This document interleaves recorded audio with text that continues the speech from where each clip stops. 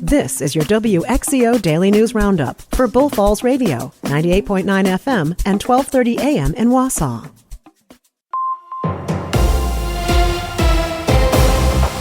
For WXCO News, I'm Isabella Nieto. Marathon County has a new corporation council. The Corp Council provides legal advice, assistance, formal opinions, and court representation to the county board, departments, elected officials, and county commissions, boards, and committees. Brian Desmond began his duties on Monday, and he introduced himself at Tuesday's Marathon County Board meeting.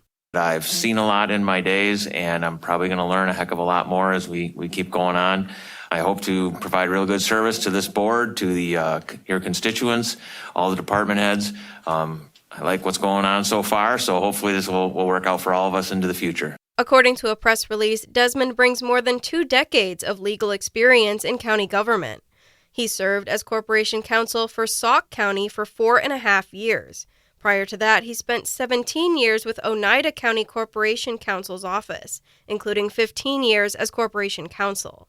Desmond also served as president of the Wisconsin Association of County Corporation Councils for 3 years. I thank you, and thanks for putting your trust in me, and you'll be seeing me here for quite some time, I hope. The Office of Corporation Counsel also represents the county in civil matters, including involuntary mental health commitments, adult guardianship and protective placement cases, child welfare matters, child support enforcement, ordinance enforcement, and claims against the county or its departments. The position was left open following the departure of Michael Porner, who stepped down last month after more than 4 years as the county's chief legal officer.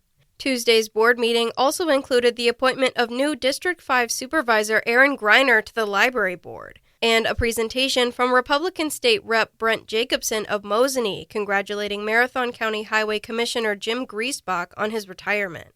The federal shutdown will affect food share recipients as of November 1st, in addition to already planned federal reductions in funding. Lisa Hale has more. In July, President Donald Trump approved funding cuts to SNAP programs when he signed H.R. 1 into law. Those cuts take effect on November 1st. On top of that, the federal government shutdown is affecting the people who need SNAP benefits the most. Oshkosh Area Community Pantry Director Ryan Rasmussen. Based on the government shutdown, starting November 1st, all SNAP benefits are cut. So no new monies will be given to any SNAP recipients. And also, for the first time, any outstanding balances that folks have could be in jeopardy. Meanwhile, a press release from Governor Tony Evers' office on Wednesday said that the Wisconsin Food Share Program will run out of funding in 9 days due to the federal government shutdown. That program provides food assistance for Wisconsin children, families, and senior citizens. Governor Tony Evers has signed a bill meant to bolster EMS staffing in Wisconsin. One of them reimburses students for their EMS classes taken at Wisconsin technical colleges. Another sends additional funding to those programs. On top of that, these bills allow rule exceptions. Those exceptions allow joint departments to use more money from villages, towns, and cities. The bills also create a pilot program for 911 video calling to allow dispatchers to better respond to emergencies. Data from the National Emergency Medical Services Information System shows EMS and paramedics responded to more than 60 million calls across the country last year. In 2020, that number was about 43 million. That means in 4 years, calls for EMS response have jumped by 38%. Aspirus Health is opening an obstetric emergency department. According to a statement, the OBED will be staffed 24/7 by board-certified OBGYNs. Dr. Dennis McFadden, an Aspirus Health OBGYN, says the new department is intended for expectant and postpartum patients. He says they will serve women who are 20 or more weeks pregnant and are experiencing pregnancy-related concerns, such as bleeding, abdominal pain, or dizziness, and women up to 6 weeks postpartum who are experiencing preeclampsia symptoms, like headache, vision changes, and pain in the stomach. Those seeking OB emergency services can enter at the Birthing Center main entrance. Schofield Avenue construction in Weston will end soon. According to a report from WSAW, work crews say the mile-long project from Normandy Street to Birch Street is near the end, with work wrapping up in mid-November.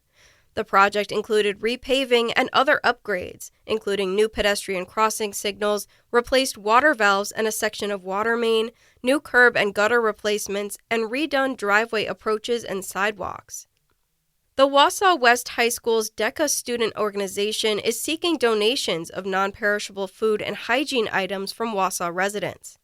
This week, students will be distributing plastic bags at homes around Wausau. Residents are encouraged to fill up the bags with donations and place them back on their doorsteps no later than 3:15 p.m. on October 31st to be picked up. If residents do not get a bag and would still like to donate, they can bring their items to the Wausau West main office between 7:30 a.m. and 3:30 p.m. on November 3rd. All of the items will be donated to the shelter at the women's community. I'm Isabella Nieto for WXCO News.